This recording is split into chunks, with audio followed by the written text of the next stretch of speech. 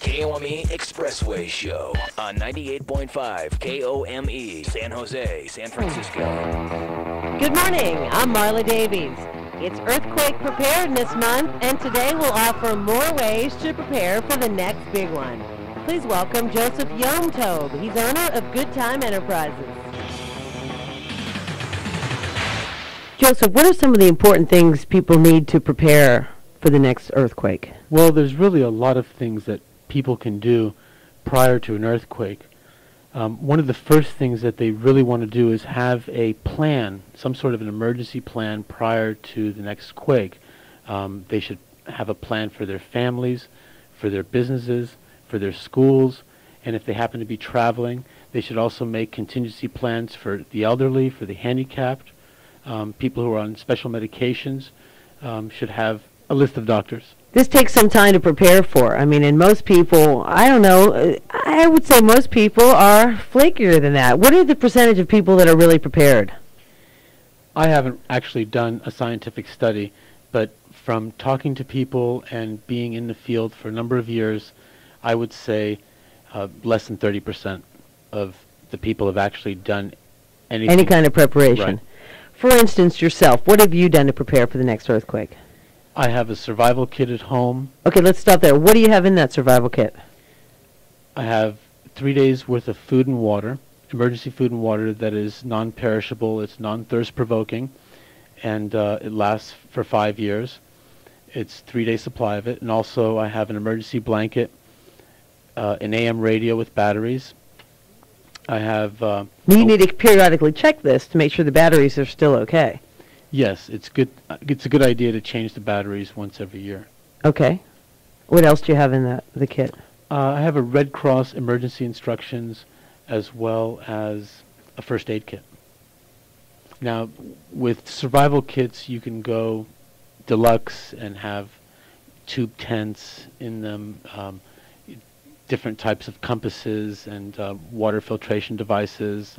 So with emergency survival and preparation, you can really go as far as your budget will allow, but having the basics, which is food, water, and shelter, are the bare minimums, and that is 3 days worth of food and water and an emergency blanket which will contain your body heat and is very compact. Now, where do you keep your emergency kit? I keep one in my car and one at home. So you have a 3-day supply of food in your car? Right, in case... You're on the road? In case I'm on a road and, bridges are down and roads become impassable, you're stuck in a car that can't move, and who knows how many miles away you're going to be and what kind of... This is good even if it's not an earthquake, but just for any kind of emergency to have... you're ready in a car if something happens when you're out on the road. Absolutely. I mean, we were listening to the news in the last couple of weeks, and they were talking about an asteroid possibly hitting the Earth. Now, that would be a major disaster that it would be nice to have some survival gear. To be prepared. Now, the one in your home, where do you keep that? I keep it under my bed. And now, hopefully, when the earthquake happens, your bed won't be crushed or something, right? I'll get up out of bed, put on my shoes, grab my earthquake kit, and leave the house. I'm glad you mentioned that, because I was just reading some stuff about preparing for the next earthquake, and one of the things they say is as soon as there's an earthquake, the first thing to do is put on your shoes. Right. It's a good idea to do so you don't step on glass or other objects that'll cut your feet. You really need to have your feet be in good condition during any type of a disaster such as an earthquake. Right, and then grab your survival kit. Because I remember when the earthquake happened in San Francisco, my friend lived in the marina, and immediately they were evacuated from all their houses there. And it took days before they could get back. Right, and actually the Loma Prieta earthquake in 1989 was a moderate earthquake. It was not a great earthquake, which these faults are known to generate. The 1906 earthquake was 30 times greater than the earthquake in 1989. Was it really? And the structures were not quite the same either. Right. They weren't built to the same capacity that we have today. They weren't, but the disaster of a magnitude 8-point earthquake will cause potentially far more damage than it did in '06. Right now you have 10 times greater population centers. You have nuclear power plants. If Haiti goes on an earthquake, you'll have massive flooding as well as upheavals. And so the potential for a greater disaster the potential for disaster is much greater now.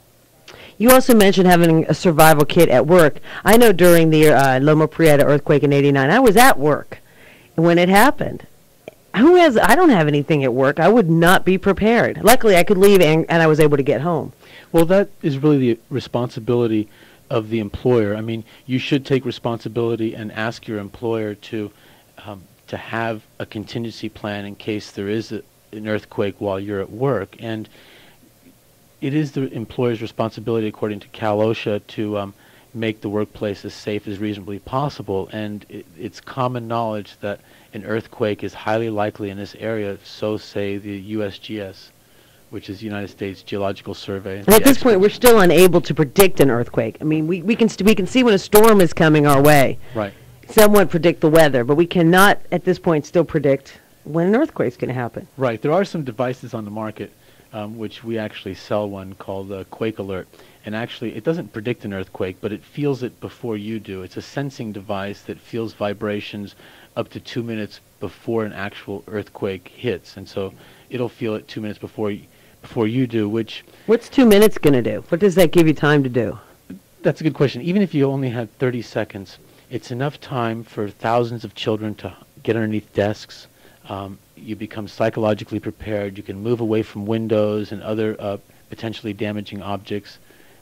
You can get out of bed and put on your shoes. You can do a lot in even 30 seconds. Now, is the old saying, I know, what is it, duck and cover? Is that still the thing to do? It still applies today. The old-fashioned way still works, right? Right. You really, most people don't die from the actual earthquake. They die from falling objects, typically. Is that right? Yeah, falling plaster on their head or that kind of thing. And so what you really want to do is get underneath something that is solid and cover your head and neck with your arms. Right. I'm looking around the studio right now, Joseph, and I'm thinking, now, if there was an earthquake, we have these speakers mounted on the walls. This might be a scary room to be in. What do you think? Right. All these monitors and equipment would just go flying around the room. It would go. So you'd really have to duck. It's quite a bit of impact if one of these things slapped you in the face. Absolutely. And people don't think that, when I tell people that we strap down file cabinets and do these kind of things so they don't fly across the room, they really don't believe me. But houses literally jump off their foundations. I saw that after the earthquake, we went to Watsonville. There was a big concert benefit.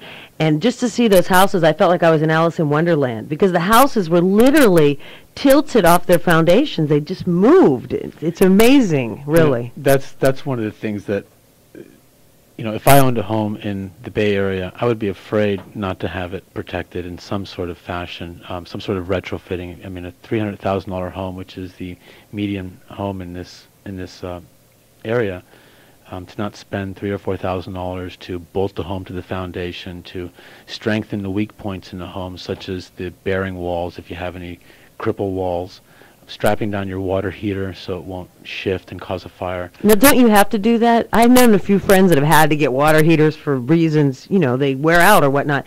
And I believe when they install them, they insist that you do strap that in. If you do have a new water heater, most likely it's strapped, and you want to look at it and make sure that it has two straps, one on the top third of the water heater and one on the lower third of the water heater. Often I've seen water heater companies put them in with just one strap, and sometimes without any straps. Those were probably done without permits or inspections.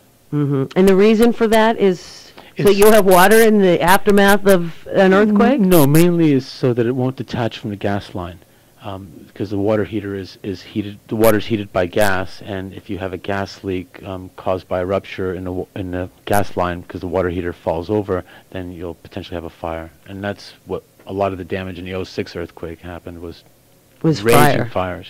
Yeah, but then again, there's always the arson conspiracy theory. Oh, and I believe both theories. Mm-hmm. I both can be true. I think that the fires were bad, and I think that the earthquake itself was even worse than they say. But I think both were really bad. So I believe in a conspiracy, and I also believe in the fires. But